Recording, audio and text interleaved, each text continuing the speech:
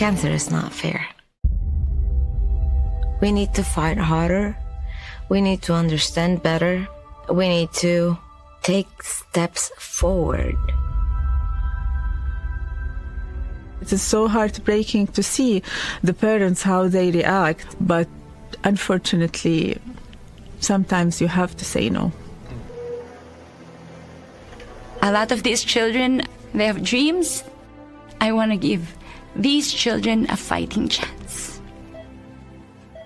The doctors would tell us, when patients hear about this, they don't come back anymore.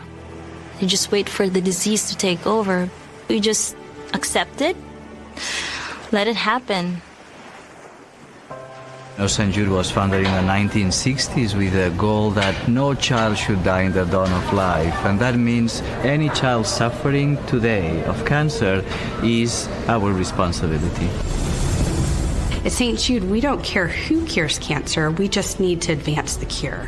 Our mission is local and global. This is what we're all called to do, to address the suffering of the precious children and their families on a global scale. Real victories are those that protect human lives. You should be the hope for any child across the globe. We all exist here on this planet to benefit others. If we have the ability to help, then we have a responsibility to help. I think it's the kind of place that stands as a beacon for pediatric cancer. St. Jude is bold to try and bump cure rates all around the world. Unbelievable courage to tackle the impossible. These are the kind of discoveries that you want the world to have. This is the movement. We could save more lives. St. Jude, you're saving so many children. This is the effort. So we want to reach out to more children and cure more. Transform the landscape of pediatric cancer care across the globe. Help humanity at large. Every child with cancer should be cured. Our work's not done. Every child should be able to live a long, healthy life. And we will not stop until we cure all these children. You're doing something good, not only for the patients, but for the world.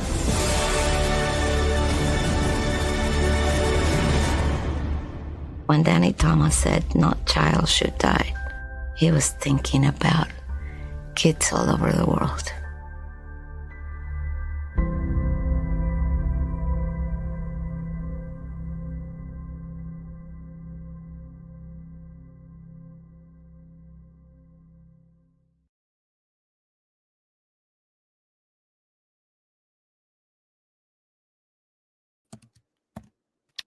Well, hey everyone.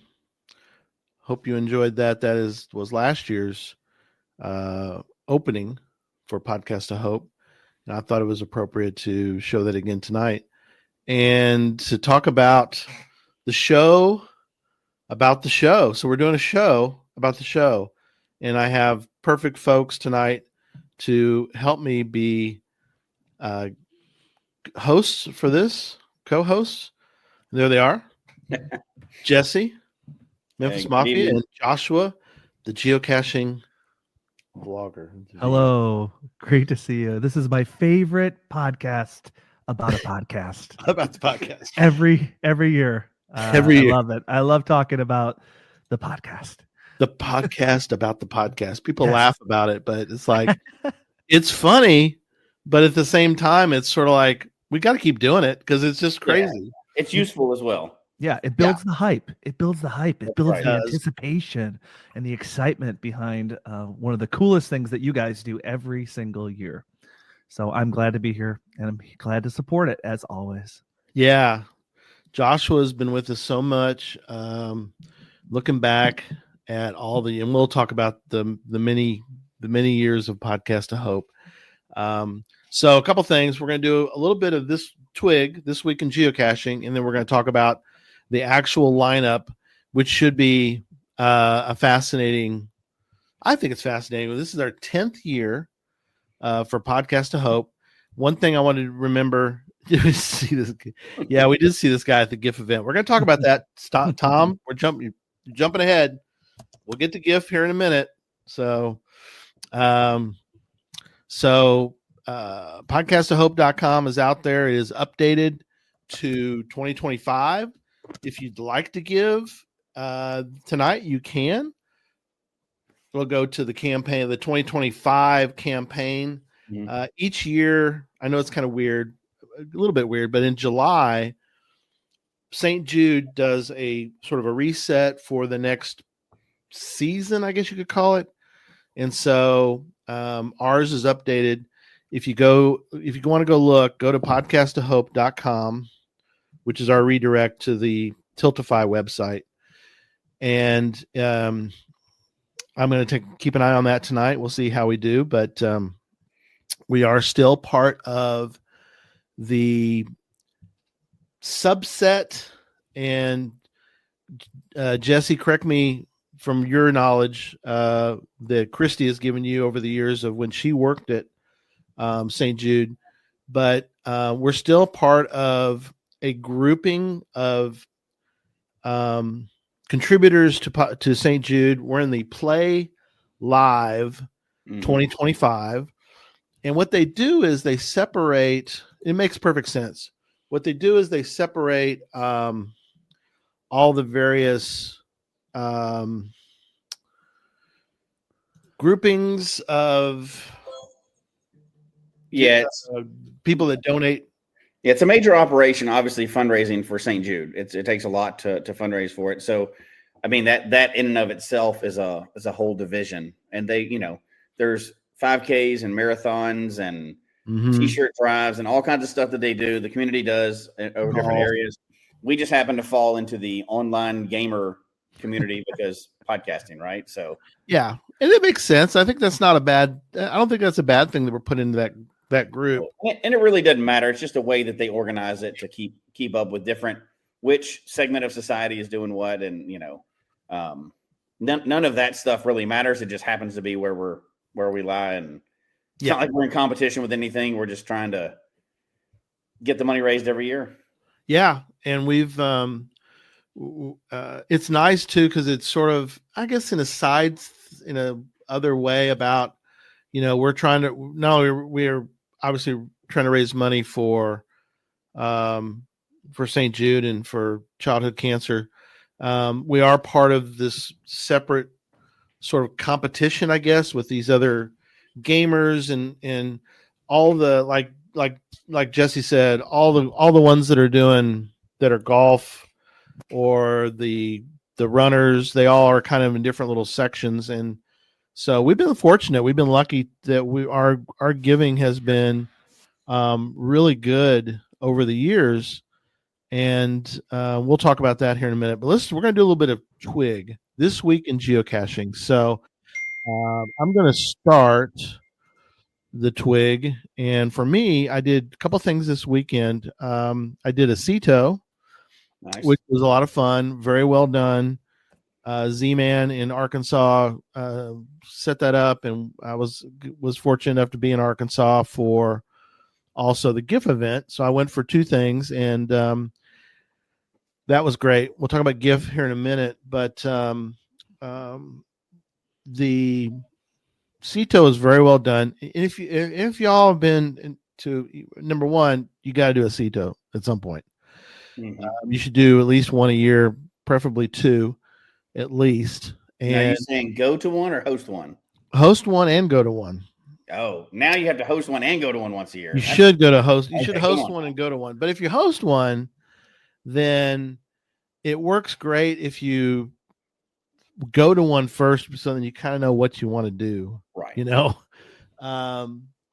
But it was very well organized. We had vests, we had little garbage grabbers, and we had plenty of, bags to put it in. We had some people grabbing the metal to try to see if they could get a little bit of money back on, that. But if not, it was fine. But it went great. We picked up a lot of bags, and so that was good. And then the other one was a GIF event. And what do you know? Somebody here had a GIF final. He was a finalist. Yes. Right down below me, Joshua. Yes. I was a finalist. So, yeah. We'll have to get you to talk about your thoughts on your GIF event or your GIF entry, and then talk about the GIF events you got to go to. And I got to see the pictures of that. It was really cool. But very well done. I want to tell you thank you, my friend. That was a really good Film Festival finalist entry, my friend. It was really fun, especially if you're a little bit older and you remember when Field of Dreams came out. Yeah. And it was so well done. Two things. One is if you Field of Dreams, but also if you know anything about Tricassius. Yeah, or Gilby. Yeah. Yes, or the town of Gilby. Yeah. I had so many people, Joshua, when there's a part in the, I don't want to give away give away the whole spoiler. Hold on, we're in the middle of spoiler. I know we're not going to do it, but there's a point where there's a little bit of a montage, and people are like, "Oh no, I know that one. I've been to the. Yes. I know that one. I know. Yes. Oh, I don't know that one. I know that one." So it was funny to hear people talking about Gilby some. So it was a lot of fun. But anyway, so that's my twig for the week. So either one of y'all want to go next? I'll tee Joshua up. I'll go first, then because he did something more exciting than me. So okay, cool. I did not host any GIF events. I have not attended any GIF events yet, but I did get to get out cashing a little bit. I did attend a community celebration event, which was pretty neat for a couple of reasons.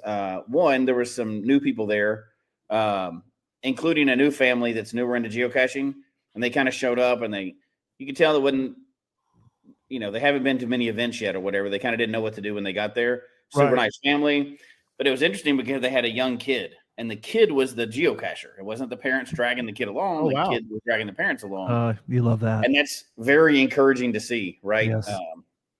But now technically he wasn't the youngest geocacher there because there was like a 1-year-old there as well. Like a 2-year-old there. I don't know. I didn't ID him, but he was there with his parents. But it was cool to see like a very young kid into the game, and he knew a lot about the game. He told me all kinds of stuff, because I was just kind of talking to him about it, and like he knew when geocaching started, and he's the oldest geocache, so he'd been doing his research on it, and the parents were like, "Yeah, he knows a lot about this already."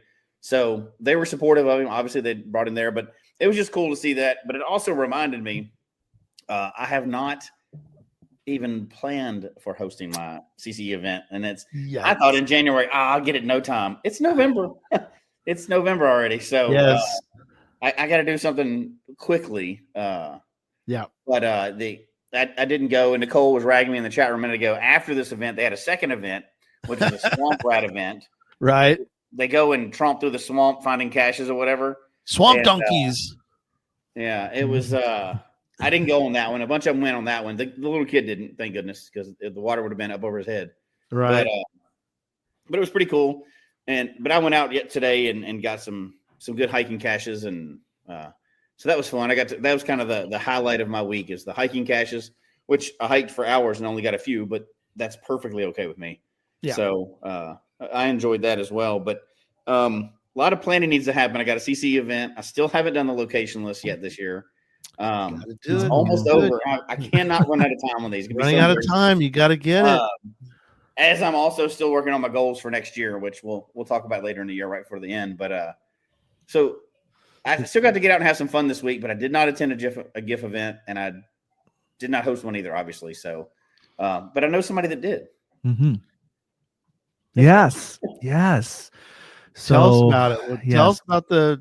Tell us the whole thing. Well, talk about your week in geocaching, Josh. Sure. So I'm going to go back to 2013 because in 2013, I submitted my very first ever GIF video. And this was back in the day before they put them out for the whole worldwide community. I had to actually go to HQ at the block party, and those were the only people that got to see the GIF event. And that year, I'm proud to say, my video, 12 years old now, my geocaching addiction, won the audience award.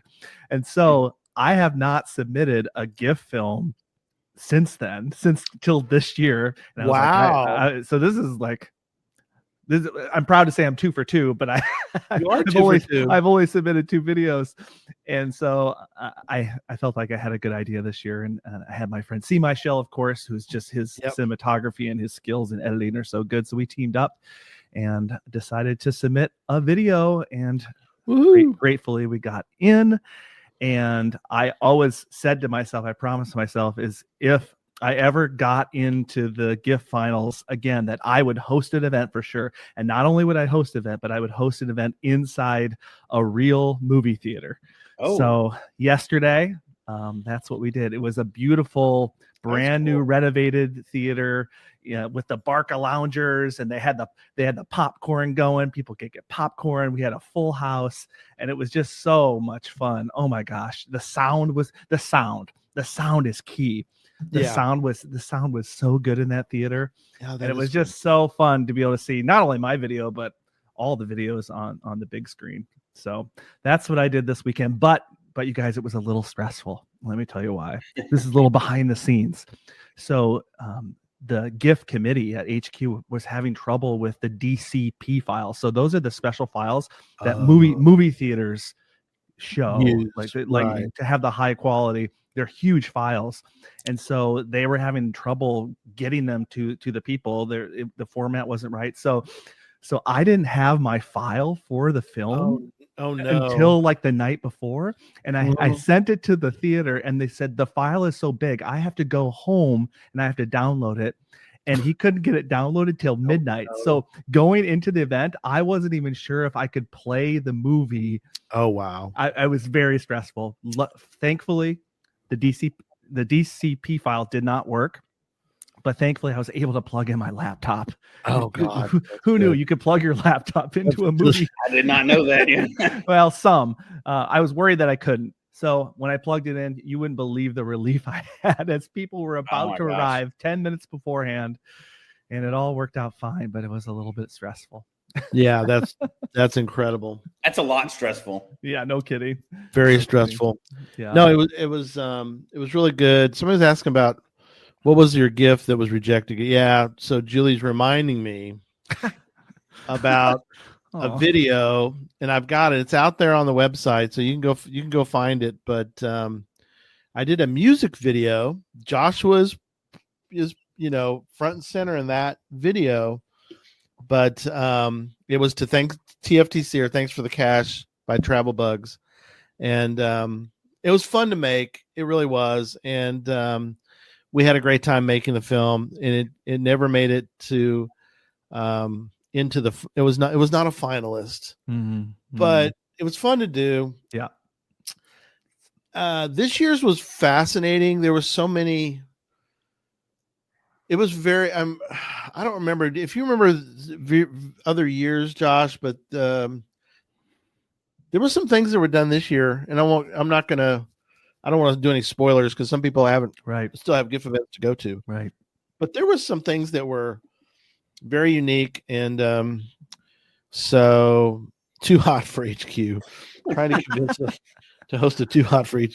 That's awesome. And show films that didn't make finalist status. Yeah. That's great. Pretty funny. But great fun. They were all good times. We had, which is kind of funny. I was at Arkansas Tech. And so we had a bunch of Arkansas folks. There was a lot of fun. And, but we had a reviewer that ran it because it was his event. So it was kind of funny. And so we kind of, gave him a hard time. There's one of the videos, toward the end of the list. And if you remember one of the last videos in the order, they hit it in a tree, and the way they hit it in the tree, I don't know. It's a little bit. Don't know if a reviewer will allow that. And so we're like, creative license. It's okay. Yeah, we were telling Frank, we're like, hey, that's we can do that, right? It's legal. He's like, he's not saying anything, but it was just funny that that was brought up. But great fun. It was good. So. All right. Well, though that was kind of. And you have some other? You had a couple other items, Jesse, or you're up to date? We're good. Yeah, nothing that exciting. So okay, no, you're good. So we're gonna go through the list again. We've done this. This is our 10th year doing Podcast to Hope. Mm-hmm. And I'll give you the amount we've raised here in a minute. I want to start with. And it's been a couple different things over the years.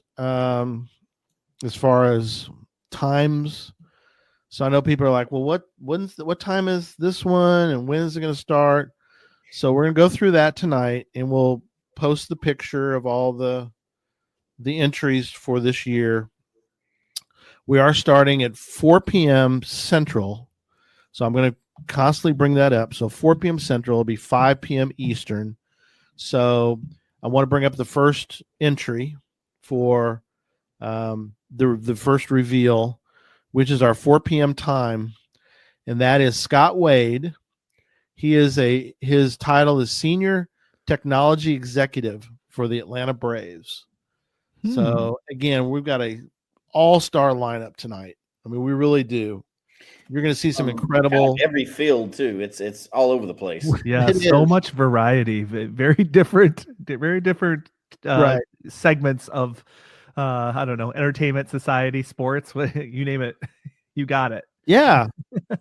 So this one's fascinating. He is a cashier, but his wife is more of a cashier. So Sandra or Sandy Waid. Works though. Cashier adjacent works as well, right? Yeah. Cashier, yeah. Especially for Podcast of Hope. It's like cashier adjacent or somebody that we want to convince to become a geocacher. Right. So he should be interesting. Senior Technology Executive.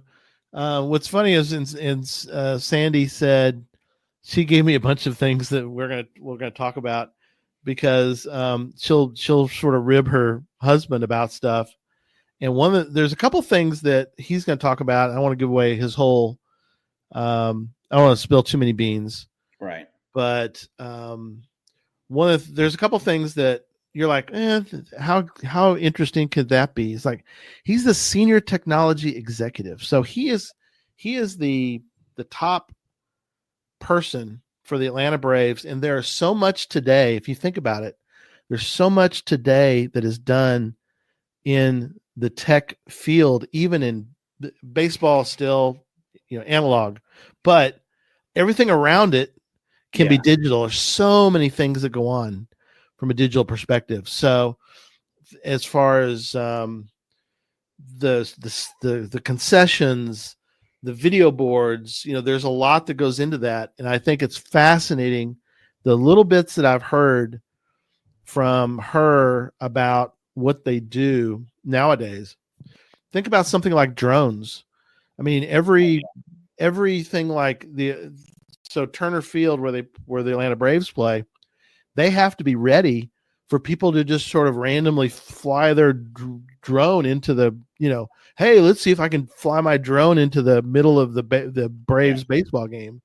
It's like, so they've got to be able to stop those kind of things. Think of all the things that can happen that they have to be ready for. Yeah. It's fascinating. It really is. So, well, there's so much around. Like you said, baseball may be analog, but the whole world it survives in is digital, high tech, cutting edge technology. Yeah, concessions. How the way that people can purchase their dinner, at the ballpark, is so, it can be so technology advanced. Yeah. Oh yeah. Yeah. You can sign up. You can get part of their technology where you can go in nowadays. In so many of these, it's not just baseball, but it's many public locations where you can walk in, you can go in, you can get your food, walk out. You don't pay anything, but they will record what you got, and then you'll get your bill. And so far, from what I've understood, it works great. So you're saying this is like coming that to are Mega becoming soon, right? This is what Mega is going to look like really soon. Yeah. Yep. Perfect for a Mega, right? Yeah, exactly. That'll happen soon.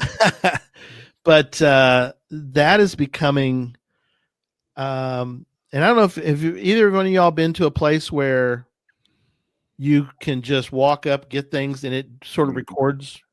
Yes.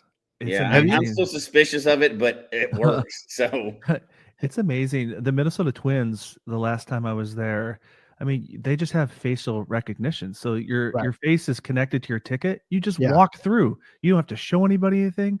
You just walk in. Yeah. And you're in. It's amazing. And I think in some places they can connect your face to like ordering food. So you just walk up and it scans your face and takes it out of your checking account. Yeah, right. So it's just kind of money can flow away very easily when it's just coming off your face, I guess.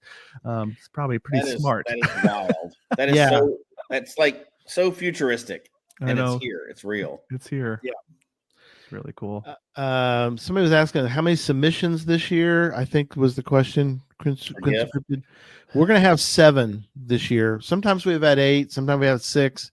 7 was the golden number for our 10th year. So we're going to go from 4 p.m. to 11 p.m. Or 5 p.m. to midnight, depending on if you're Eastern time or wherever you are in the world.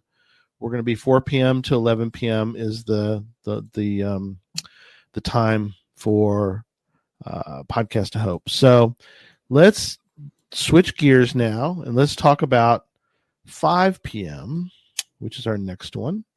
So again, these are going to come at you, I don't say rapid fire, but we're going to go through them pretty quickly. Different. We are jumping all over the board for sure. Yeah. And again, we're going to go from Braves to something completely different. We're going to have on Texas Tim, who's Tim Hutchings. He's a Lego master. He was season 4. If you've ever watched Lego Masters on Fox Network, he was Texas Tim. Ironically, he's Oklahoma, but which is fine. But he was called, his thing that he talks about is he's called Texas Tim. There was Tim and there was Tim, and I could show some of that, but again, copyright will hit us. But go to YouTube and do Lego Masters season 4 and watch some of Tim and Tim. If you remember, if y'all have watched any of the Lego Masters, Tim and Tim wore overalls pretty much every show that they were on, but they did great. I won't tell you how far they got, but he ironically still is involved with Legos. He has a Lego store. He goes to a lot of Lego events, and very excited to have him on. It's a fascinating. Again, we have a fascinating lineup of folks, and Legos and geocaching kind of fits. Don't y'all think that kind of is a good little segue? There's a big crossover in fans. Yes. But for some people that don't know what Lego Masters is, why don't you give them an idea of just what you're talking about? Yeah. So Lego Masters is a competition. There was they still have it. So every year they do again Fox. So if you want to go look for previous Lego Master seasons, and they're given they basically have a whole millions of Legos that are there for them to use, and they give them various tasks to create. Some of them are anything from it's got to be hanging, so they got to build it a certain way. They have others. They've had races where you've got to build a car to race the other cars, or they have boat races. So there's a lot of various things they do with the Legos. The Lego, plural of Lego is Lego, in case you're wondering. But and then they have folks that then judge that episode, and they'll give them credit for their creativity or how well this particular item works.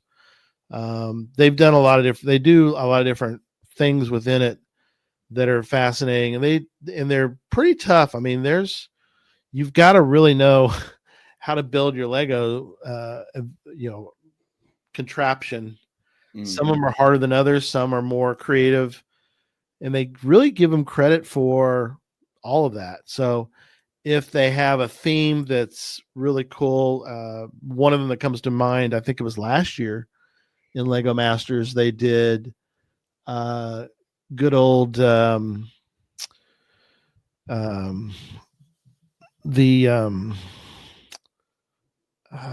the wet bandits from the movie where they Home Alone.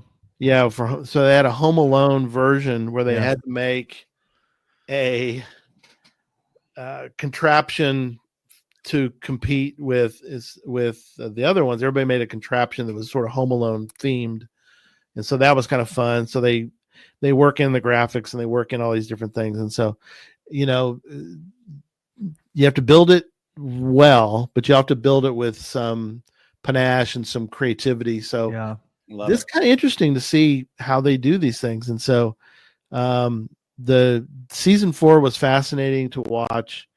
And Tim Hutchings is going to be on. He and his buddy, also named Tim we're going to have Tim on, not the other Tim. And so but it'll be fun having him on to talk about what it was like being on a Fox with the show, but also what's it like to be part of having to compete, but yet you got to be in the middle of you got to be a personality to talk about things. And it's to be interesting to find out all the back what happens really behind the scenes that's not shown. So much footage, as you guys know, there's so much of that is filmed, and then somebody has to go back and produce the episode, the hour. I think they're hour episodes, but I mean they usually give them like 8 hours to build, which is crazy to think about. And they give them little twists and turns as well. So there's some parts to it I think will be fascinating to find out from him, like what was it like? What was it like to go through and have that kind of pressure on you to do that? Well, I always wonder, like, and of course we're going to talk to him about this, but like our newest one is British Bake Off, but it's the same premise, right? They have a certain amount of time to do stuff. Mm-hmm. And as I'm watching it, I try to stay in the show, and just like with Lego Masters and the other ones, I try to stay in the show. But when they edit and they're like 3 minutes left, I'm like, you're lying. There's no way in 3 minutes. I'm like, how much? I always want to ask somebody, and they probably can't even really tell you, right? Like, right. How accurate is what you see on TV compared to what really happened in real life? I mean, they're not changing the outcome, but they change like the times and clips and what they're doing and what they're saying. And like, we see one thing on TV, but all those reality game show, things, it's so much different behind the scenes, like what we don't get to see. So I'm always curious if they can tell you, if they're allowed to tell you anything, but how close to reality is what we see. Yeah. It should be really interesting. Again, I think it's always interesting to talk to somebody who is part of that, part of the, how did it really go? Somebody who was really there, because you only get to see part of it. You don't get to see all of it. Well, like, what was it? We were, Jeopardy is like filmed all in one day or 1 week. And like, we never know that as an audience. We see it once a week and think that they've come back every day. And you're like, well, I guess they can't live there. So that's not, that's not what's really happening. And that one's fascinating too, because there's so much. We talked about the digital stuff earlier, but the analog of something like Jeopardy is that it really is, from what we had on, one of the Jeopardy, champions who got to go back for the Tournament of Champions. And, that he talks about how they, what you see is kind of what they see, as far as now they're seeing it from a distance too, because they're standing in one area and they flip those screens, and it's like they literally do, and of course you're seeing it from a television perspective, but a lot of stuff he goes is just, it's just right there. I mean, they don't go back and digitize all of it. Some of that's analog. They just flip the screen and the screen pops up, and then he talks about how they had to, push the button a certain way. You want to do it fast because obviously everybody else is pushing the buttons, and Yeah. So we should find some fascinating It things. should be fun to hear the behind the scenes. Yeah. The deep, dark world behind Lego Masters. Just the skill of being somebody that can create things out of Legos is just such a unique skill, because you have to be like right brained and like super creative and like envisioning what you want to build, but also you have to understand like the left brain like mechanics of how Legos work, and like had a catalog in your brain of all the different kinds of bricks. I just can't imagine that his brain must have a whole section inside of his brain that can puts that all together in his brain. It's not just a toy. It is art. And it's really technical art. It's fascinating. And there's some parts that he's gonna we'll talk about, but part of the thing that if people ever watch Lego Masters is they, like you said, Josh, they have to build it so well in certain times that it's gotta move. Some of them were like almost like a roller coaster. It's like roller coaster can look cool, but it's got to work. And so some of their things you could see and they collapse and fall apart. It's like, that's not the time it's supposed to fall apart. That's because it's not supposed to fall apart right there. So yeah, should be fascinating. So yeah, that'll be good. Yep. So the next hour, again, we're doing Central Time, but adjust accordingly to where you live, which is of course Bryan Roth will be back on. We've had him on. I have to go back and look, and we'll give some updates in future shows, but I think Bryan's been on almost every year. I think you wouldn't hear the first year. No. Think, right? And then I don't know. We have to go back and look. I know once he started coming, he never stopped coming. Yeah, like he's been totally good to go, and he's always been very supportive of Podcast to Hope, and us doing this show. And obviously, he has to walk a line, and everything else. But he does everything he can to be supportive, and behind the scenes, and he does, and, on camera too. So you got to appreciate that he keeps coming back every year. Yep. Bryan is such a huge supporter of us, but also of Joshua and others and that are involved.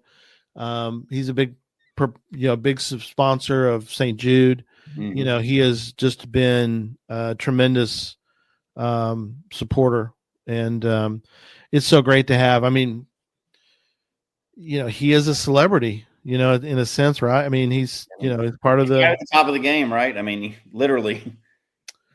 He's a fascinating, and he's really good. I know, Josh, you've had him on for probably for, well, I've talked about your podcast you do as well, but Bryan's always good for an interview. I mean, he's very well. He's a lawyer. I think is his original title, I guess, was, and probably still has an attorney, but in front of his name. But he's really good at promoting geocaching, and he's a good interview. Yeah, and he always wants to give out more information than he can, which is always so funny. And I think he always does slip a little bit of information out, but he's got to, he can't set his people up or whatever for something they can't deliver on. But he always gives a good kind of recap of where geocaching is, and not that he can say it, but like what could be coming up in the next year. So that's always a really fun. I'm always fascinated by that. Knowing we have 1,000 questions we want to ask him that we would never ask him on the air, right? But right, because we're very gracious that he's here. But I think he does do a good job of, and it's not he's not just not giving the information. He likes to talk about geocaching, and he likes the excitement of people, and he's still excited by it. So yeah, it's fun to have him on every year. I think every year that he's willing to come on, he has an open spot for sure. Yeah, I mean, he's like you said, he keeps it close to the vest, though. We've tried to get him to say stuff, right? Yeah, I feel like he's as transparent as he can be. Yeah, but you're right, Jesse. I think sometimes he does sneak hints in without fully giving away stuff, which is just kind of fun. It's just kind of like a little bit. Ooh, what do you mean this by saying this? Oh, is that it's that a hint? So I think he understands how geocachers' minds work. And he teases things without he really good at teasing things without giving things away. But also, are you giving something away? I love that. Yeah. I do too. It's knowing you want to ask him so many questions, right? Right. But he can't reveal things ahead of time. There's no, Yeah. But it's great. It's right there on the line. I think you could probably go back and look at the previous years and go, oh, that's what he was talking about. Exactly. You already know now, right? Like the promotion came out later or something new came out. Yeah. Yeah. And HQ aside and founder aside, he is just a top human being. He is an awesome person. And there's no surprise that he comes on here, but he obviously supports what we do and how we talk about geocaching, but he supports St. Jude. And I know he always says that's a really cool thing. So I don't think he does a whole lot of fundraisers. So I think that's really cool that he comes on here. Yeah. Yeah. And we totally get why he has to stay impartial. He's a public figure now in this game, right? So yes. Yep. But still he does you can't beat it. So a quick recap again. We're going through the lineup for this year's Podcast to Hope. If you want to give, if you can't give that, so two things. One is if you give the night of December 6th is the night of the event. Thank you for putting that in the notes. But December 6th is the night we're doing it. Saturday, December 6th. Please join us. If you want to give early, you can. Again, you can go to podcasttohope.com at any time. Even after, if you can't make December 6th and you want to give January 5th, whatever, you can always go to podcasttohope.com. You give there. The thing that we always want to mention, I think it's good to mention it each year, and that is we do not take the funds in. We do not then give it to them. It goes straight to St. Jude. We're just now we do have something I want to talk about here in a moment. We'll get into the coins that we're selling, and I'll explain what we're doing with that here in a moment. But podcasttohope.com is a link to it takes us to Tiltify. Tiltify is our link within St. Jude. So St. Jude provides us a direct link to them. So when you give to the podcasttohope.com, we don't see any of the money. It goes straight to St. Jude. Yeah. You get your donation straight from St. Jude as far as for business purposes, et cetera, et cetera. So which works great. We don't have to be involved. We don't have to be involved in any of that. So that works out. That part works great. So podcasttohope.com is where that is and will be. If you're wondering where we're at, I'm going to put it in the link.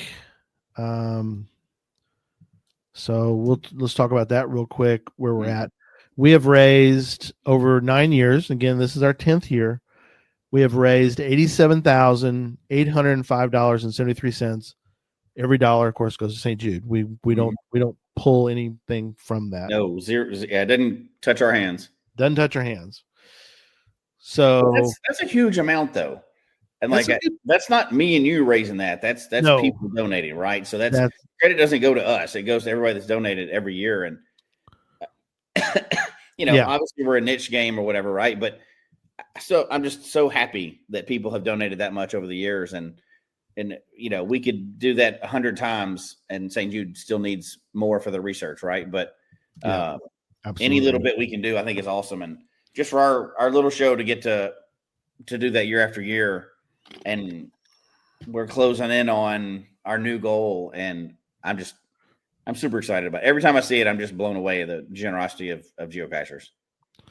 Yeah, very excited about the hopefully we're going to get over, that amount. We're trying to get to 100,000.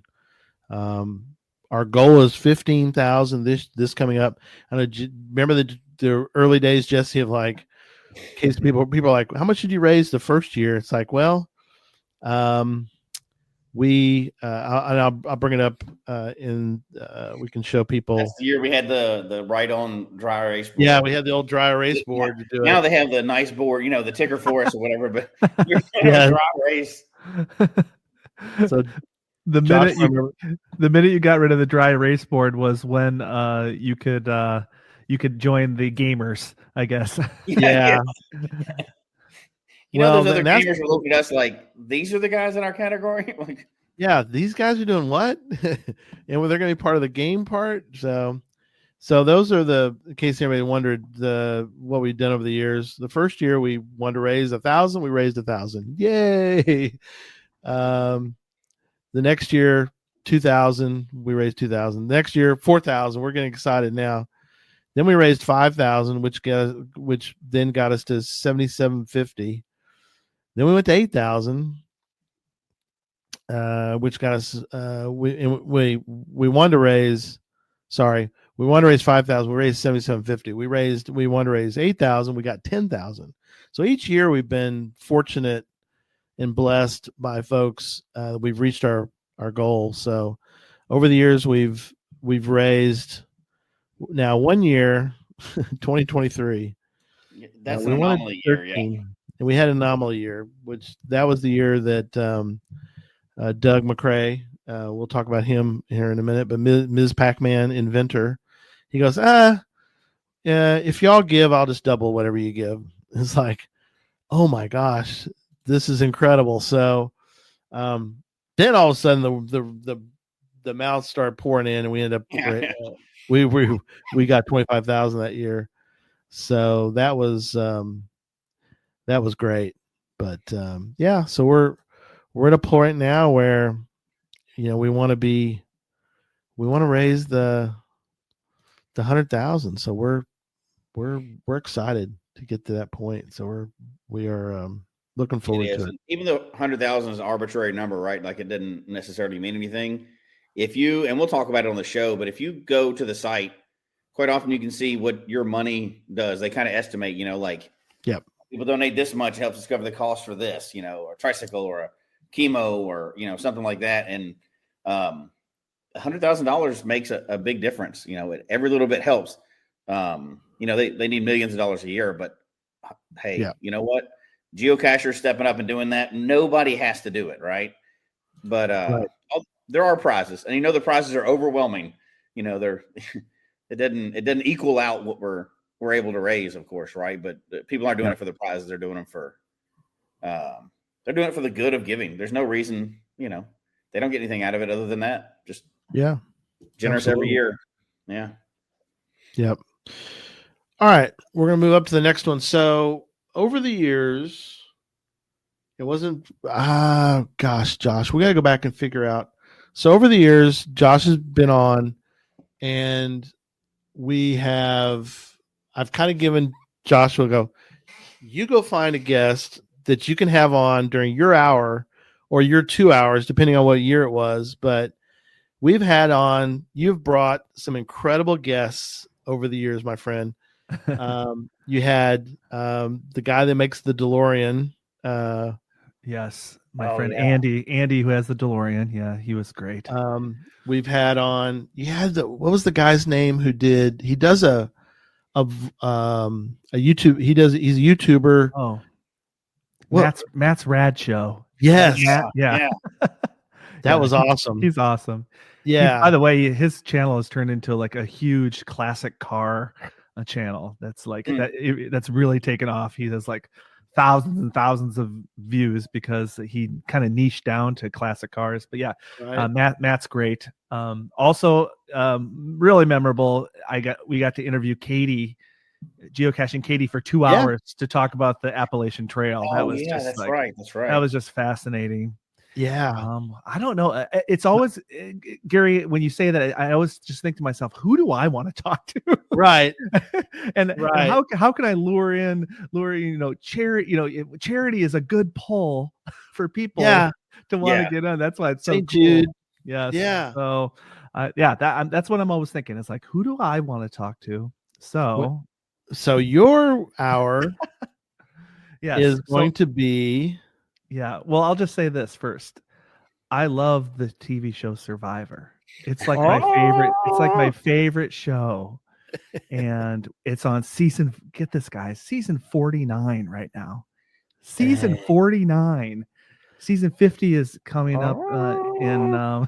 Is that your sound effect? Yeah, that's my non. Sounds good. Yeah. We need to get but season 50 is coming up. Yeah. I think you actually wanted to try to do this last year too, wasn't it? And we had. We had a great. Talked about it. Yeah, we did great. We had Ains and we had Roxy on to talk about graphics and everything. But I think that's right. Yeah. Yeah. But I think in the back of your mind, like, I want to get Survivor. I want to do the Survivor thing. So I was like, well, if it happens, if you can make it happen, let's do it. Yeah. So here we are. I sought out all my favorite survivors that I thought were like realistic. Yeah. Because if you're a fan of Survivor, the big guns are like Boston Rob, Rupert, the Parvati, these big, and I'm like, I probably can't get those people. So I was like thinking like next tier down maybe. and so I reached out to people mainly on Instagram. I have actually got a response from somebody that was great, Eva, who was on last season. Who's actually from the Minneapolis. She was like, she responded. She goes, "Oh, I so want to do it, but I'm not available that night." So that was, I was like, "Oh my gosh, people are responding to me. This is fantastic!" There's hope. And so I think this person was like maybe the fourth person I reached out to. Right. And it's really cool. Yes. So from Survivor season 47, we're bringing on Saul Yee or Solomon Yee from Survivor 47. And he is he's a cool guy. He went fairly far. He didn't win it, but he's on Survivor there's always those people that you remember. There's some cast members they get voted off. Some survivors they get voted off and you don't remember them, but this guy I remembered, and I sought him out, and he was so generous. He responded, Gary. He responded right away. Wow. And he was just a little skeptical at first because he says, I get a lot of requests. I want to make sure that the money is actually going to St. Jude. And I sent him all the information, the website, everything. And he's like, and right away he was like, I'm in. So I was like, oh, my gosh. And I responded to Gary, and I said, I got somebody. I pulled through. I'm a man of my word. So you did great, people. Yeah. So Survivor is great, I think, because if you watch Survivor, a big part of the show is the hidden immunity idol, and they hide them in the woods. And every time I see people searching for these hidden immunity idols, I'm thinking they're basically geocaching out in the woods to get these hidden immunity idols. So I just really want to talk to Saul about what it's like to search for these, and sadly, I'll just leave it there. I'll just leave it there. But but it's a part of the game to try to find these hidden, and they also do puzzles. So all the challenges are these puzzles. Oh yeah, it's very Survivor is very geocaching adjacent. So I'm excited to actually talk to him about geocaching. Maybe we can get him excited about it. But also cool. I'm just really interested about the whole production and the whole experience of being out there on the island. Yeah. Yeah. Once again, it seems like there's a TV theme this year, but once again, it's peeling back the layers of you don't ever get to talk to somebody usually, right. That's been a cast member of Survivor or Lego Masters or whatever. That's crazy. So I'm really excited. And what's ironic about all that is that recently St. Jude did a talking about the whole thing about how you get kicked off. This sounds kind of weird because you have to kind of see the video, but they do talk about like getting voted off the island. They're talking about voting cancer off the island. And they just came out recently, and I was like, oh my gosh, I can't believe they did that. It's like perfect timing. So I mentioned it on YouTube or no, on Facebook. I said, it's very interesting that they mentioned having about kicking cancer off the island. And so perfect. I think we can splice that into Podcast I Hope right before Joshua's hour. That would be awesome. Absolutely. That'd be cool. Yeah, we'll definitely do that. So anyway, it's been good. So a couple things again, we're going to mention the last couple. We're coming up on kind of in the middle. We're talking through the reveal of all the shows. A couple things I want to mention too. And Jim mentioned they bought both Podcast of Hope coins. Whoop, and I dropped it, but I picked it up. So we've got 2 coins this year that we've designed and made, and very excited for our production manager Dawn Treadway has been doing the coin designing, and so this year we are doing something unique, and I want to talk about the coins and talk about how this is going to work this year. So we have a $50 coin and a $100 coin. Why are they 50 and 100? Because all the proceeds are just going to St. Jude. So people are going to talk about, is that a coin or dinner plate? It's a coin. Yeah. So the $50 coin, which now I can talk about more of, and that is the Podcast of Hope. Not my version of it. This kind of, I've started to bang it around. So you're not getting this one. You're going to get a good one. Not one that hasn't been banged around like I just banged this one around, but it is a Lego butterfly. Mm-hmm. Lego's big. Chrissy talked about this the other one of those nights. We talked about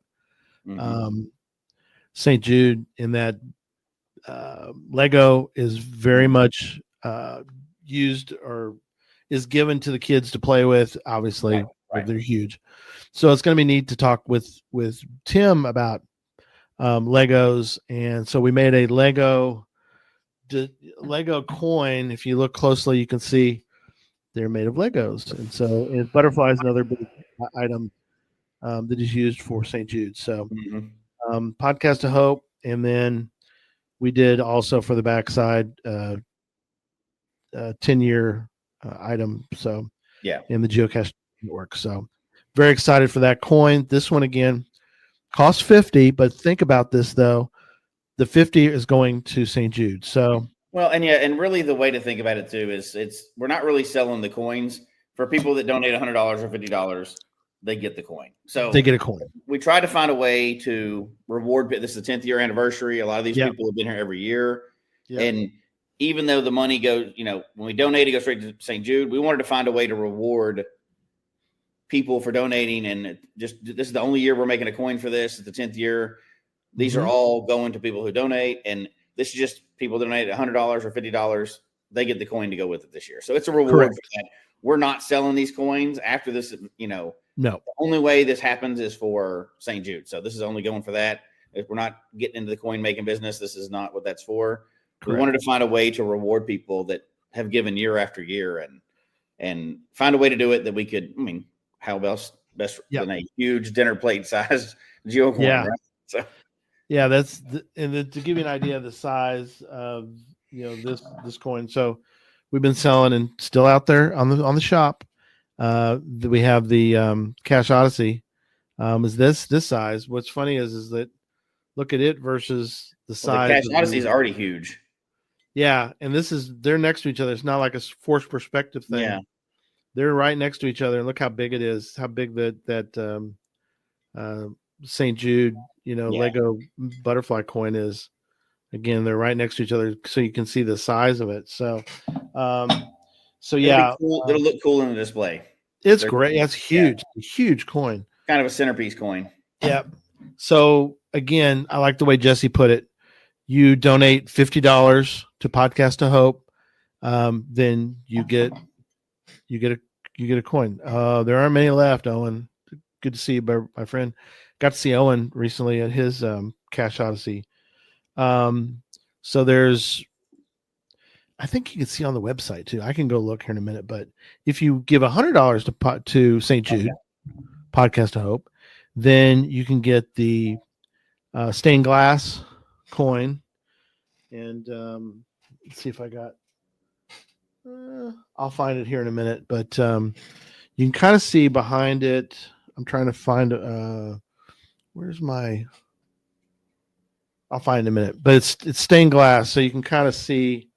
I don't know if there's a way I can do this where you can see it, but I'll show it here in a minute, and I'll get my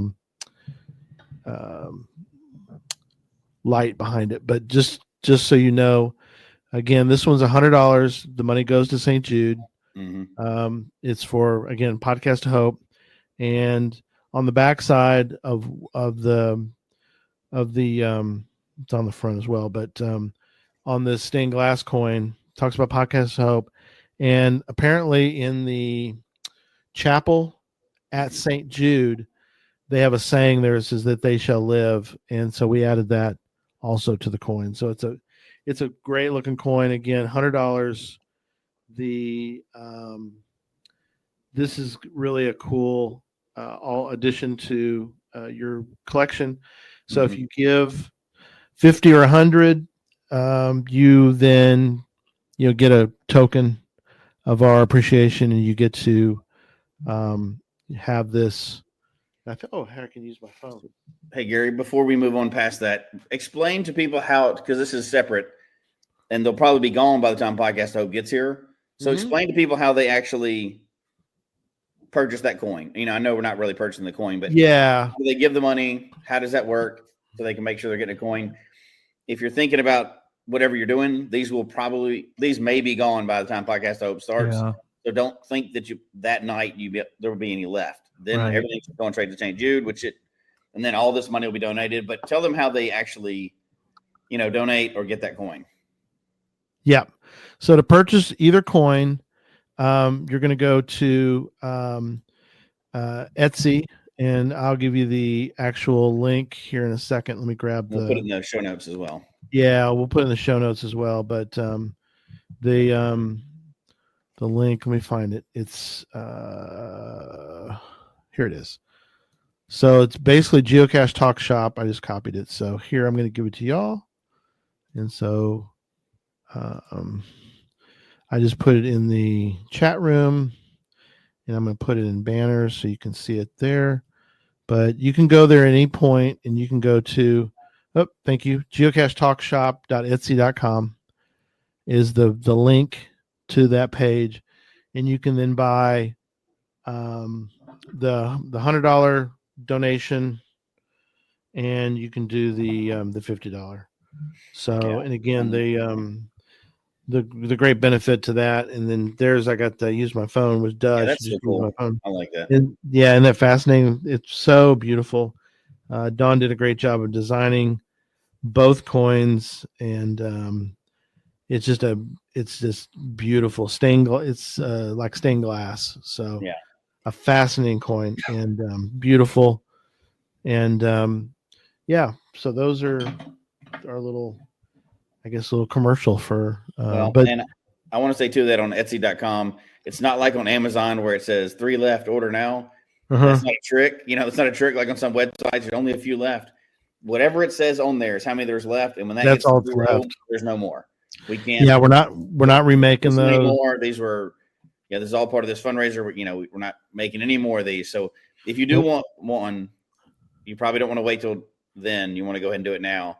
And all those that are bought, then we take that money and we'll be able to send it straight to St. Jude from there. So yeah, we're giving it. So that is a little different. Obviously, we're doing this separate from St. Jude with their permission. We did talk to the folks at St. Jude and told them what we're doing and how we're doing it, and we got approval from them on that. But they are special for the 10-year. This is our 10th year. Doing this. Can you believe it's been 10 years, Josh? We've done this. It's crazy. Time I flies. know. It's how time has flown over the years. Yeah, I know it's. it's insane. We've been doing this for that long, but so they're great. And again, the money's going to go, for that. So it is amazing. Yep. Thank you.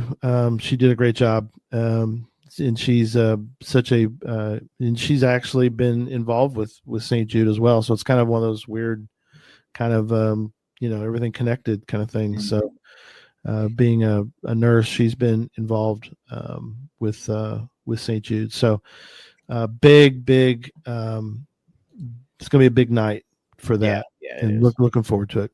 All right, let's continue on. We've got the next hour, next of the night. So we've got in a different, switching gears again, so a different thing, but we're going to have on the team. Yeah. So that'll be interesting. Very rare. Really, we've only done it, I think, once or twice. Outside of Podcast to Hope, not really. No, outside of Podcast to Hope, we've never had on everybody. So we're going to have on all of the four shows that we do. We've got us, the Geocache Talk. Then we have Gadget Talk with Chad and John, Pizza Ninja. Puzzle Talk, which we've got Charles and Tom. And then we're going to have on, of course, Challenge Talk. We got Tim and Emily. So it should be a fascinating, raucous hour. That's a full room. That's a full room. A full room of talkers. Yes. A bunch of you trying to get all those podcasters in one room is just kind of crazy. So that's going to be crazy to have. So it'll be fun, and we can give each other a hard time. And I'm going to try to bring up some stats. So everybody, smack talking time. I know. Yeah. So what it's always fascinating to see the different shows and how they do. All the shows are, of course, do really well, but it's interesting later looking back at the shows that really do well, and it's sort of interesting. A couple of the shows that we've done for Geocache Talk that have done really well have been things that that reference AI or technology. That's sort of, I guess it kind of makes sense, but then again, you're like, it's what people are curious about, though. Yeah, they really have. It's interesting how over the years, and this really for that's for another show we used to joke about. We still have that, but just where we're at. What are your thoughts, Joshua, on how we cast now versus Joshua's been there over the years for all these. Yeah, just thinking, like, have you been on the other shows or just? You've been on. I have not been on Puzzle Talk, and that makes a lot of sense because I'm very right-brained. I would have nothing to contribute to Puzzle Talk. I don't know if I've been on Gadget Talk either. What about Challenge Talk? Yes. Yeah. Okay. Unless you've been on that one, yeah. I've been on Challenge Talk. I've been on. I couldn't remember Gadget Talk, and I know them on Puzzle Talk. I was on geocaching with kids as well. That's right. One of the first and one of the best shows that you guys produced is, of course, I've been on Under the Lamppost. Yes, every one of them. Every single episode of that. That's right. Actually, I'm a host. Actually, wait a minute. I'm a part of the Geocache Talk team. Yeah, you are. So I should just stay on, maybe. That's right. I don't know. We'll see. Just make it more confusing. Under the lamppost. There you go. I do get to be in 2 hours. There's the lamppost right there. Oh, amazing. Oh my gosh. I love that you have it saved. Can you put that on me, please? Oh, yeah, absolutely. Here we go.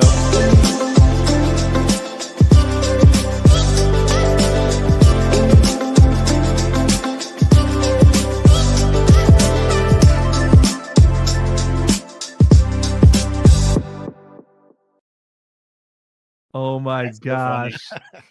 That's the Under the best lamppost intro talk. too. And I That feel really was spaghetti that stuck to the wall. That one was a great one. I can't believe that happened. And I just wish we'd have written down instead of erasing all the that made it to air. There were so many things that like we're like, hey, let's do this. And then we thought, no. Oh yeah. I really wish we'd have written that down. Yeah, we were committed to the bit for sure. Oh, 100%. And we played off that whole show like it was a real show. That was like that was like the fun part of it. I mean, it is a real show. That's right. That's right. The only intro that hasn't changed. That's so funny. That's a good point, yeah. It doesn't need to change. Well, it doesn't have to. It's perfect. It doesn't. It's perfect. That's right. Yeah. It was done perfectly. Yeah. And if you're an audio listener, I suggest get on YouTube. You got to watch that intro because it's high quality. Who put that together? Did Derek put that together? I think Derek did. Yeah. Oh, yeah. It's really well done. Really well done. Yeah. And for those that are wondering, Derek has been busy. He will be part of Podcast to Hope. So I don't know how we're going to fit everybody in the show, but we'll have all of us. Everybody will be on. Rapid fire fun that night. We're probably going to fill. I think 10 is the amount. I think we will definitely have 10 for that. So, but that'll be fun. Pretty crazy. All right, so we got 2 more hours to talk about, and then we'll sort of do a wrap up. We got a couple things also we'll talk about here in a moment. But let's get into the next hour. And again, he's been on a few times before, but and he's also going to be doing this again from the Caribbean. And so, one of the things I think people don't realize is that we have hours that we provide, but we also have to kind of coordinate all that. So I know, Joshua, you have sort of a prime spot. I guess, Saul was good with the 7 p.m. Central, 8 p.m. Eastern time. That's when Survivor starts anyway, so that made sense. There you go. Exactly. But this gentleman wanted a late night slot because he's with family that day, but he wanted a little bit later. So the house that he's, the guest house is sort of winding down. He's like, I want to be later. So he's got the 9 p.m. Central, or in his case, he's 11 p.m. because he's not even Eastern. I think it's Atlantic Standard Time is what they call that. Oh, I don't know. I think it's Atlantic Standard, AST. Well, I'm gonna double check that. But Doug Macrae will be back. Ms. Pac-Man, inventor. Think how insane that whole story is. If you ever want to read more about and listen about Doug, we've done a couple shows with Doug in the past, and he talks about how the fascinating story. It is amazing where the fact that they were at odds with the company they were basically battling over copyright and infringement laws and all this, and whoever it was, whichever person that came about, and we need to ask Doug about that. Who's the genius who said, hey, instead of you guys fighting about the rights to this, maybe y'all could just sort of team up and make this thing happen. Is that incredible to think about? I mean, what's funny about that is obviously it's an amazing story. He's talked about it a couple of times on here, and there's a Netflix special, and it's a huge thing, right? But even if he didn't have that, every time he comes back on the show, he's got the wildest news stories. Like, I mean, he's going to be on the podcast to Hope from the Caribbean, right? Like, right. And it's amazing. Like, I know he's still the number one souvenir getter for countries in the world. And like, who has that? Is it like, that's an insane stat. That's, he invented even if he didn't invent Miss Pac-Man, which is amazing.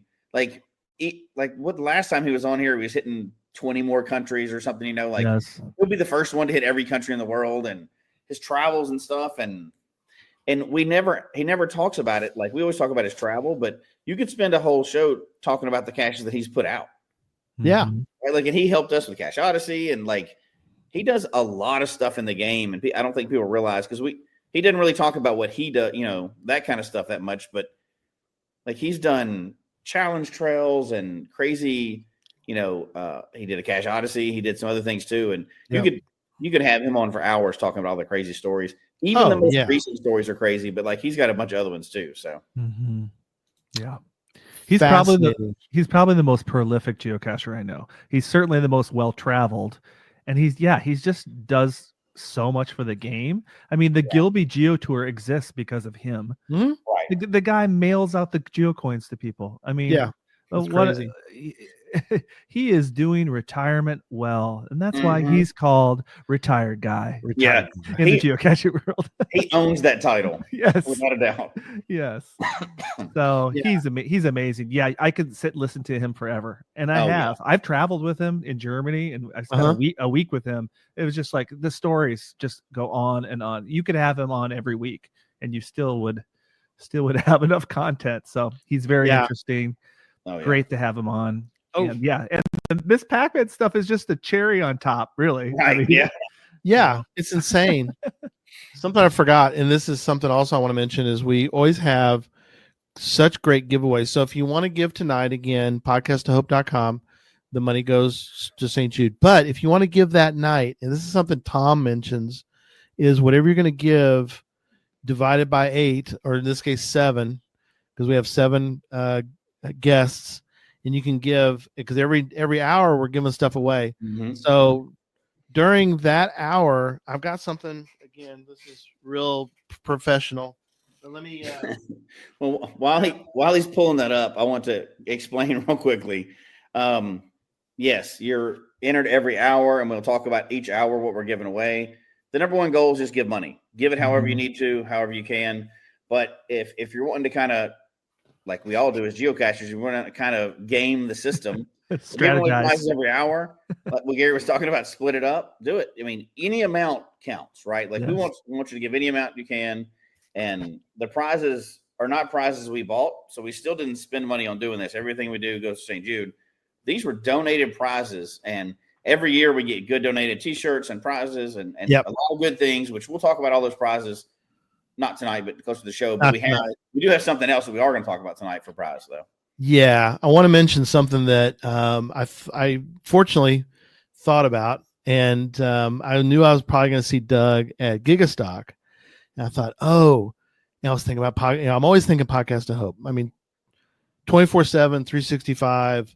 I'm always got my ear to the ground, trying to think of stuff for Podcast to Hope. I thought, because if we can have items that people are like, I want to give during that hour because I might win something. And I have a couple of these that I got, and I got him to autograph them. It was kind of odd moment. He didn't think twice about it. I thought, this is sort of weird. We just randomly, John and I ran into him. We're out caching in Morgantown, and I had him in my car. I go, can I bother you for one moment, Doug? He's like, sure. I go, could you sign these? And I found these. Yes, that's great. Love that. Yeah, and so I've got these arcades, and he signed it up at the top. So right there, Doug Macrae, right there. So what a great item to win, something like this, and you could show people, and you can go, hey, I won this. And not only is this the Ms. Pac-Man game, but I actually have the autograph of the person who invented Ms. Pac-Man. And so these are going out. I got 2 of them, 2 of these boxes. So they're both going to be given away during Podcast to Hope. So you get a chance to win this by just donating to St. Jude during his hour. And we got a lot of prizes. That's the beauty of what we do is we contact various vendors, and we always want to mention them. We've had Space Coast, Arted Crafted. There's several Cash Advance, these are all been such great. And they've donated year after year. Yeah. They're not asking for anything. They're not even asking for us to advertise for them. And obviously we're going to, because they're allowing us to do it. So we're going to mention them many times because they, that's just, they continue to step up and do it. Yeah. Now we have some, are we able to talk about the other thing that's a prize? I don't know if the final word on that. He's in the chat right now, but I want to make sure are we not saying that tonight? Are we saying it tonight or are we not? Are we saying which one? I didn't know if you had all the information on it. The other prize. The other prize. We've got other prizes. Oh, yeah, I've got some information. Let me dig up what you're talking about. So did you get what you needed to give it away? Yeah, I've got information from Jeff May. Yeah, I just didn't want to say if we didn't have all the information yet. Yeah, I've got some of the information. So Jeff is behind the cash. Jeff is creating some special items. Jeff has been doing cash hunters. They're wanting to donate a big booster to the Podcast to Hope. So Cash the Line headquarters has been working to study all the enormous positive energy that results from years of inspiring support, fundraisers brought forth by Geocache Talk for St. Jude. And so he has developed a very special exclusive set of cards for the upcoming Cache Hunters geocaching trading card game. Oh, that's cool. Yeah. So he's put a lot of work into this. Yeah. So these cards will promise a hefty benefit for game players using it in the game, but also very sentimental and heartfelt value for anyone who purchases the cards to support the children. So we're going to give away the money for that. Jeff, part of Cash the Line, is excited to donate all proceeds from the card sales to Podcast to Hope. So that'll be great.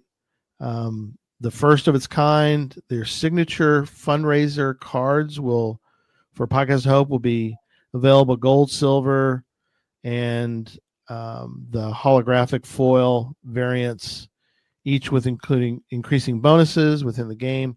So you can get these cards. They're part of Cache Hunters that he's been working on developing and getting out into production. And so they're going to be available to purchase, and we're going to keep updates on the collectible cards that he's created. And again, the money for that is going to go to St. Jude. So we're very excited to be partnering with Cash the Line and Jeff. And so that's going to be exciting to watch that. Yeah, and we'll get some more details exactly on the game. If you're not familiar with what we're talking about, we'll talk about that more closer to time. And it's he's putting a lot of work into this, and it's fairly well. Obviously, Joshua knows you've been kind of behind the scenes too as well. I haven't been behind the scenes on it, but it's kind of like a Magic the Gathering type game for geocaching, kind of Pokemon Go, collectible cards, but also a game as well. And it sounds like these Podcast of Hope cards are going to be very powerful in the game because they're going to bring so much positive energy. Really geeky in all the best ways. I'm in on it. I love it. I love it. Yeah, I play not as much as I'd like to, but I play some other games that are this style of games, card games. And with my brother, I wish I could play it more often. But when you kind of get into it, it's one of those things. I kind of think of like collecting baseball cards. Like you get into it, and all of a sudden it's everywhere. And so I'm curious to see how it's going to play out in the geocaching world. I hope it's popular. Obviously, I think it'd be something really cool. If it works anywhere like some of those other games that I've played, it can be a whole addiction within an addiction, right? Well, it's so cool because these type of games really build upon each other. They get very complicated, which is kind of like the cool part about it, is that it just grows and grows. There's like thousands and thousands of like Pokemon cards, for example. So it's just like a game like this, it keeps growing. It's not set in stone, which is just kind of cool. So kudos to Jeff for, I know he's doing a lot of work on this game. Yeah, he's working hard on that. So I appreciate him. You know, we've he's always done some really cool stuff for Podcast to Hope and for St. Oh, Jude. yeah, So yeah. very excited for him. All right, we're down to our last one. I know but I've got a little video I want to show because I love this video, but it gives you the last guests that we're going to have on. And so here we go. Today is December 29, and I have decided that I am going to raise some money for charity. And this is how I'm going to do it. Now you're all going to think I'm nuts. You open the cash, and there's cash in there. Not a lot. Maybe a couple pennies, maybe a couple dimes, a couple quarters. I'm going to take that change home, and I'm going to put it in a jar, and I'm going to save it for a full year, and then I'm going to donate it to St. Jude's when Geocache Talk does their Podcast of Hope. We're going to start this right here, right now. I got Hailmeister here with me, and we're going to open up this cash right here. If there's any change in here, we're going to take the change, and I'm going to throw some swag in, and then we're going to put that change in the jar. Let's check out that second bag. All right, what else we got in here? Oh, I hear jingling. Pencils, and there's some change. There's a quarter right there. Nice. Let's see what we got. Let's dig it out. Lay it right out here in my hand. There's a leaf. No, you don't leave that alone. There's that. What is that? That's a quarter. Okay. That's really nasty. We'll have to clean up. Oh. In the first place. Okay. Couple pennies. So we're up at 27 cents. Wow, you got a nice haul here. All right, we got another penny. Oh, look at that. Another nice quarter. Shiny quarter. Yep. Let's see. Wait, another. Man. Holy cow. There's another penny and another quarter. So we're up to 79 cents right now. Yeah, okay. Oh, wait. Oh. Here's some more. Okay. Another penny. That's 80 cents. And I think we're all tapped out here. Yep, since you can't come with the Buffalo nickel. So we'll put that back. All right, so we ended up with 80 cents right here. There it is, 80 cents, at least we think. Because we're out geocaching, and Eric found a penny in this cache. It's only a penny going into the hashtag Coins for Kids jar. All right, good way to go, Eric.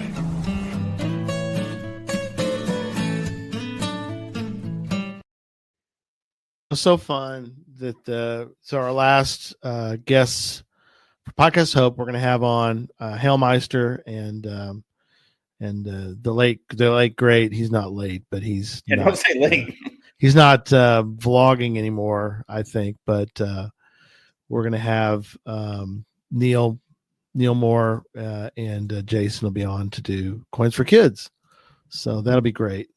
Looking forward to that. It'll be fun. So that's the last of our hours.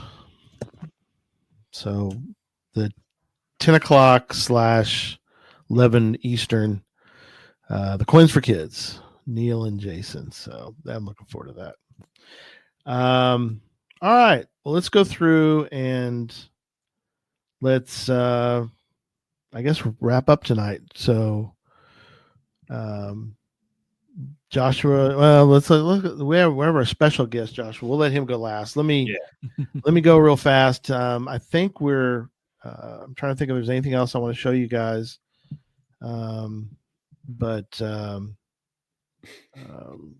Keep your eye open. Hey, look, we got a buddy with us.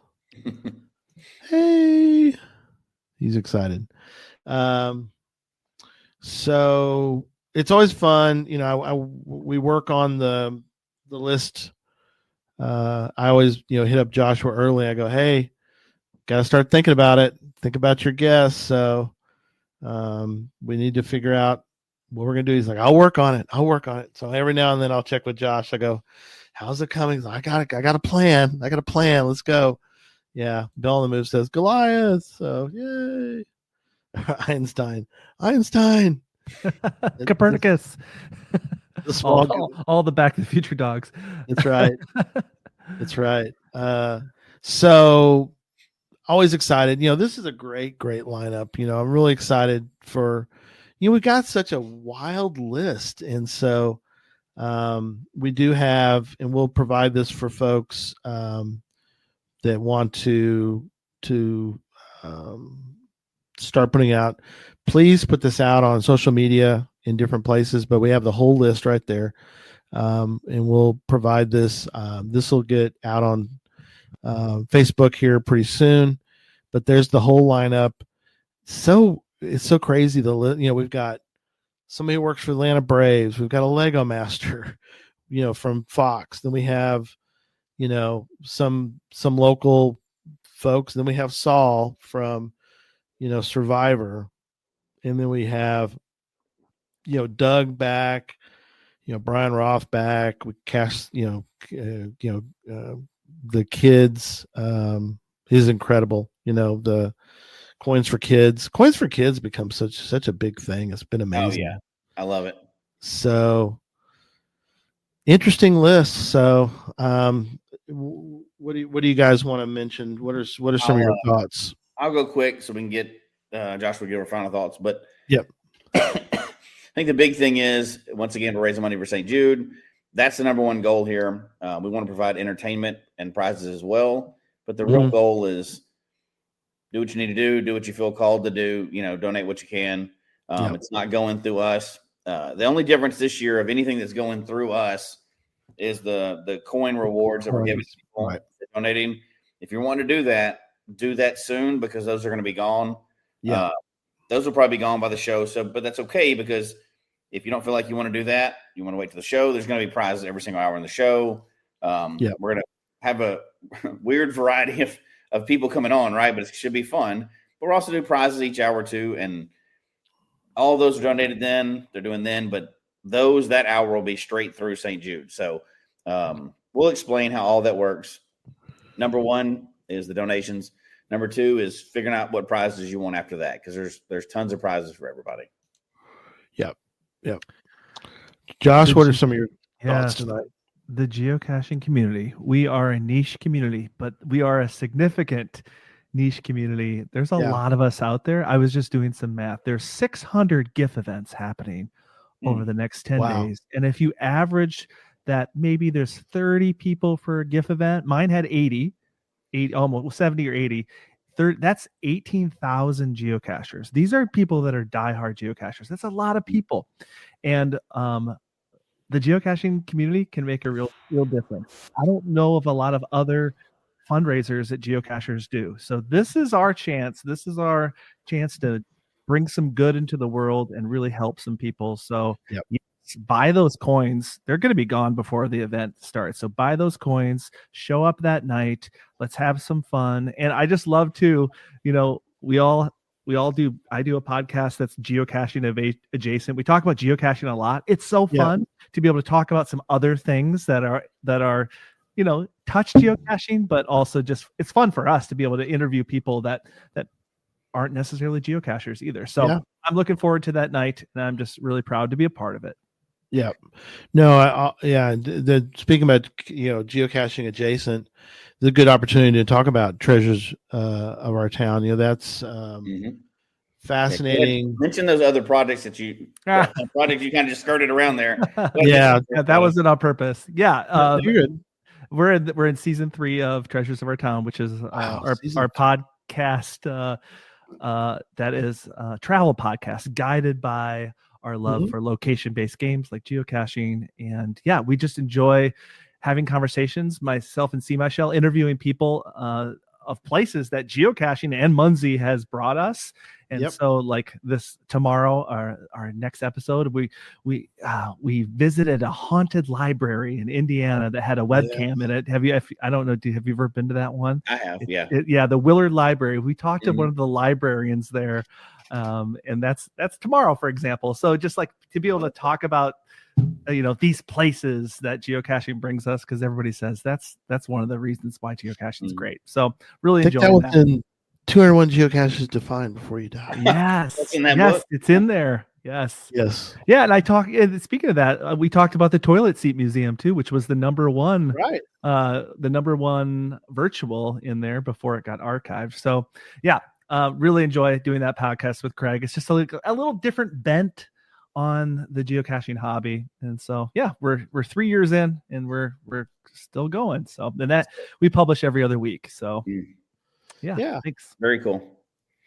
Very exciting. So, Joshua, it's probably that time again of the year where you and I need to compare our list in that book. Oh, We haven't done that in a while. We should, because I have not. I don't know if I'm I've gonna have to checked go a back few and off check it. I haven't lately. updated mine in a while. I don't know. Is it the Ghost Cam in Evansville? Cam Cash, yeah. Yes, that's it. That's That's it. it. The Willard Library. Yeah. The wild thing is, look at the photo that I took of the webcam, and there's something weird going on in the webcam. It's a Yeah. cool place, though. Yeah, Isn't they that say crazy? They say the hallway in the basement is the most where they get the most paranormal activity. Yeah. Anyway, you can hear all about it. There's a library. It's somebody that actually works there. Can you imagine working there? And I mean, she said she's the most skeptical of all the librarians, but she still kind of believes that things are happening. There's a here's a teaser. There's a really interesting story about the the library getting a spooky phone call in the middle of the night. Oh dear. So tune in. Yeah, Tune in for I can't wait to hear that now. So, That's awesome. You're dedicated to the vlogging. Would you have stayed in that library overnight for your video? Not alone. I would have done it with Craig. Make Craig stay there. Yeah. Yeah, I would have done it with Craig, but not alone. No way. No Scare way. him to death, man. Especially after hearing about this story of this phone call that came in. Yeah. Oh my gosh. Oh boy. I love Amazing. Okay. Well, again, this will be available. You can share it with folks. We'll post it out on social media, and let people know. Again, we'll have things that night to give away. We'll have incredible guests, and we're just going to have a great time. And we want to raise 15,000. That'll take us over the 100,000. It'll be great. It'll be great. And the cliche of it's all for the children really is. It really is for the children. This is it really is. So, it's very true. Yeah, very true. All right. Well, thanks everybody, and we'll see you next time. So, good night, everybody.